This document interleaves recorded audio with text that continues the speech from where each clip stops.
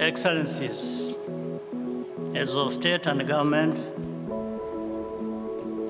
Philippe Nyusi, President of the Republic of Mozambique, Patrice Trovoada, Prime Minister of the Democratic Republic of Sao Tome and Principe, Robert Megrebeme Mambe, Prime Minister of the Republic of Cote d'Ivoire, Amir Ben Ahmed, President and founder of the Africa CEO Forum, Makhtar Diop, Managing Director of the International Finance Corporation, Honorable Prime Ministers, Ministers, and senior government officials, Chief Executive Officers and members of the private sector, distinguished ladies and gentlemen, dear friends, I'm very pleased to be with you today for the Africa CEO Forum. First, I wish to welcome you all to Kigali. I hope you will enjoy your stay with us. I also want to thank the organizers, the Jeune Afrique Group, for hosting Africa's iconic business conference here in Rwanda for the second time. Thank you also to Makhtar Diop and the International Financial Corporation, one of Africa's most reliable partners. The private sector in Africa and the world at large plays a pivotal role in the trajectory of our development. Intersecting crises from the pandemic all the way to climate change have taught us many important lessons.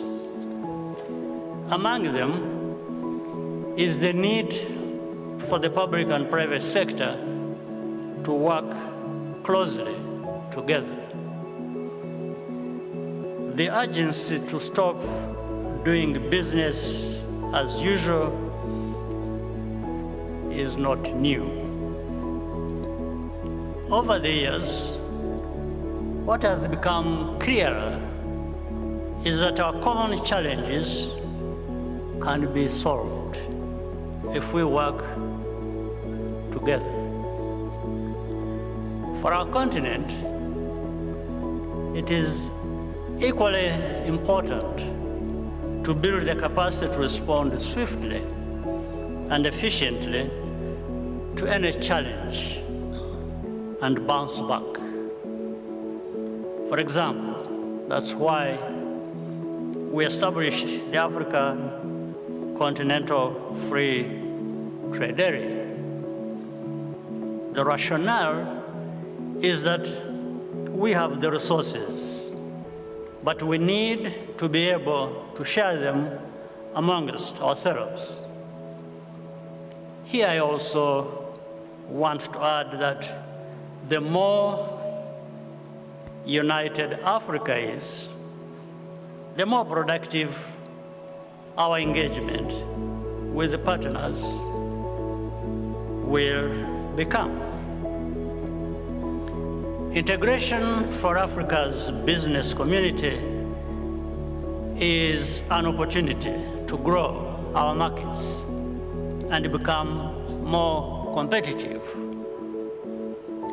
Africa does not have to ask for a seat at the table.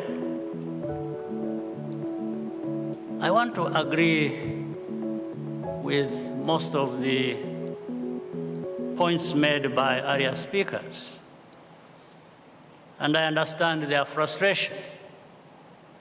We share the same. Today, almost 20% of the world is African. By the year 2050, it will be 25%. Soon enough, the only middle class in the world that will still be growing is Africa's. As this century progresses, Africa will increasingly be one of the world's economic engines. But to become truly prosperous, we have to upgrade our mindsets and aim for quality and complexity in our value chains.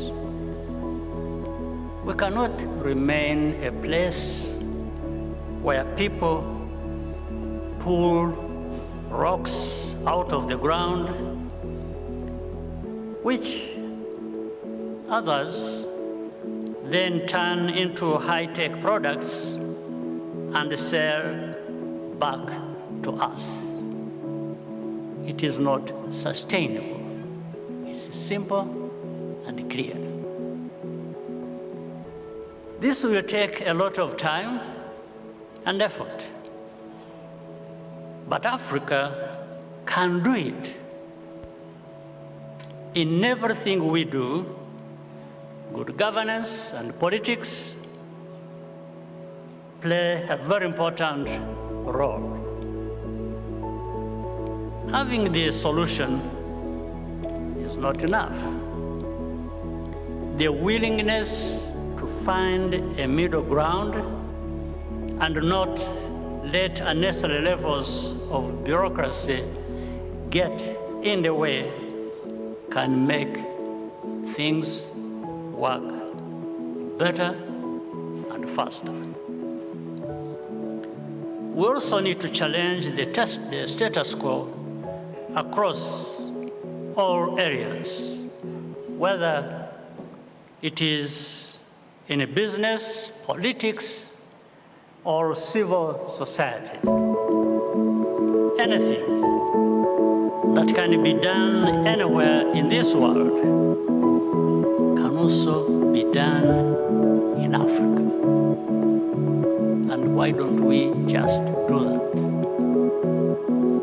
Once again, thank you all for coming to Kigali. I hope you will enjoy your stay with us and come back again and again. My simple but very important task, therefore, this morning was to welcome you and thank you, and we are happy to work with you. Thank you for your kind attention.